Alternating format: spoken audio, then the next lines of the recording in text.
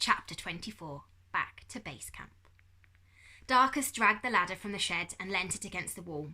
His right arm and shoulder were tightly bandaged and hung in a sling. His shoulder hurt so badly, if he jogged or jarred it, that it made him suck in air through his teeth. But he was determined to get over that wall. "Right, I'm going up," he said to Baxter, stepping on the ladder. Since the shooting, the rhinoceros beetle had taken to perching on Darkus's head, or his other shoulder, that couldn't settle in either position, so kept clambering between the two. Once up onto the wall, Darkus gingerly slid down the other side, landing on a stack of drawers, and carefully picked his way into the furniture forest. As he passed the rat trap, Darkus shook his head. He couldn't believe it had only been a week since they found Uncle Max in there. It seemed much longer than that. Crawling slowly through the tunnels, with Baxter flying before him, Darkus noticed that some of the beetles had taken up residence in the bedsteads and tables that made up the forest. He could see the punched holes of woodworm in the furniture. When they saw him, the Tok-Tokis and Deathwatch beetles hammered their abdomens and heads against the nearest hard surfaces as he passed by, like miniature woodpeckers, to show their appreciation for what he, Virginia, and Bertolt had done for them. Darkus smiled. Despite the awkward and sometimes painful effort of crawling, it was good to be heading back to base camp victorious. He only had a blurred memory of what had happened after he was shot. He remembered being lifted up onto a stretcher and the ambulance team fitting a drip into his arm, then the sound of sirens blaring. Uncle Max had been by his side, holding his hand the whole time. There were faces and cameras flashing, voices shouting. "Darkus, Darkus, how does it feel to be reunited with your father? Who shot you, Darkus?" The bullet had gone straight through his shoulder, and remarkably done little damage, but he'd lost a lot of blood. He'd been in hospital for 5 days before the doctors agreed to discharge him into the care of Uncle Max. Dad hadn't fared as well. Darkus remembered the medical team lifting off Dad's jumper in the back of the ambulance and cutting away the stained shirt from his body. He remembered seeing hundreds of bleeding lesions and sores all over his father's chest. Dad was still in hospital now, being treated for an infection. Dad wondered for the 100th time what the ant-like creatures in the cell were. They definitely weren't beetles. Novak had called them assassin bugs. He stopped. There it was, the black front door with the silver 73. He climbed to his feet. With his good right hand, he turned the handle and walked into the base camp. "Darkus!" Virginia shouted, then whooped with joy. "Hello!" Bertolt's voice was breathless, his eyes shining. "We've been here every day after school. We didn't know if you'd come back," he gabbled. Newton was flicking and fizzing above his head. Darkus laughed, delighted to see them both, and he came to sit with them on the couch. "Are you okay?" he asked, seeing Bertolt's bandaged arms. "What happened to you?"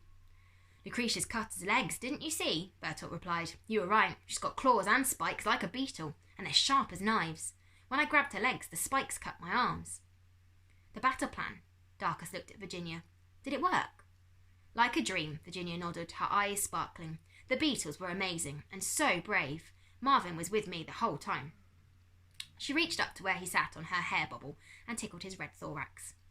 "I wish you could have seen Lucretia Cutter's men sliding around and screaming, covered in poo," she chuckled. "It was the funniest thing. And Bertolt's rockets were brilliant. When the firecrackers went off, Pickering thought he was being shot." Her voice tailed off as she looked at Darkus's shoulder. "Does it hurt?" "A bit," Darkus nodded. "I get really tired in the evenings, but being shot's not as bad as you think it's going to be." Virginia looked so impressed that Darkus blushed. "Baxter was brave too," Bertolt said, looking affectionately at the rhinoceros beetle as he settled on Darkus's good shoulder.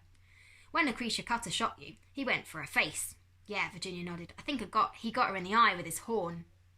"Everything happened so fast," Darkus marvelled. "I didn't see anything at all." "Well, when she pointed to her stick, I knocked her over. Her glasses fell off. And her eyes, they were bulging out of her head like shiny black marbles." Bertolt looked suddenly scared. "Darkus, they were like beetles' eyes." "Compound eyes," Virginia nodded. "She's got compound eyes?" Darkus shook his head. "What is she?" "She's not human, that's for sure," Virginia said grimly.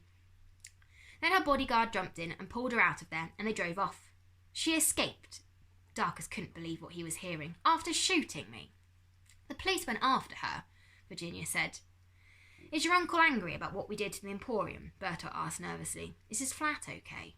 Darkus laughed. "Is that why you didn't come to see me in hospital, in case he shouted at you?" "No." Bertolt looked flustered. "I wasn't allowed. Our parents were very angry with us about lying where we were. Virginia nodded. "I'm grounded forever." "So how come you're here now?" Virginia snorted. "I'm not here now," she said. "I'm in the library studying." Darkus laughed. "Well, you don't need to worry. The flat is fine. Uncle Max has had some men round to check, and it's not going to fall down." "Phew," said Bertolt. "He told me that because it was only the middle of the floors that fell down and all the walls were left alone, the Emporium is condemned, but there was no damage to the buildings either side." "Really?" Bertolt looked surprised. "He said you should get a degree in engineering for not pulling down the whole street." "That's nice." Bertolt pushed his glasses up his nose. "Does this mean you're going back to your old school now your dad's back?"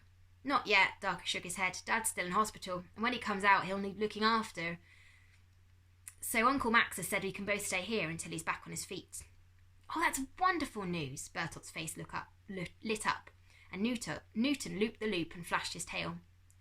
"There is some bad news, though," Virginia said. "What?" Darkus asked. Bertolt bit his lip. "They didn't catch Lucretia Cutter." "What?" Darkus stood up. "She escaped," Virginia said, "and Humphrey and Pickering have been charged by the police with attempted murder for shooting you." "But that's crazy. They didn't shoot me. Lucretia Cutter did." "I know," Bertolt agreed. "So she's still out there somewhere?" Darkus asked. Virginia nodded. "The Beetles are safe," she reminded him. "Beetle Mountain is hidden in the sewer, and Pickering and Humphrey in prison, so Furniture Forest is ours." "Do you think she'll come back?" Bertolt asked. Darkus sat back down and sighed. "I don't know. She's up to something, and whatever it is dark. I can see it in my dad's face." He looked up at the light-speckled tarpaulin ceiling of base camp.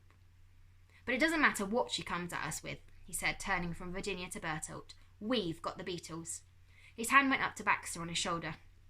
"Don't forget your good friends," Virginia added with a grin. "Yes," Bertolt nodded.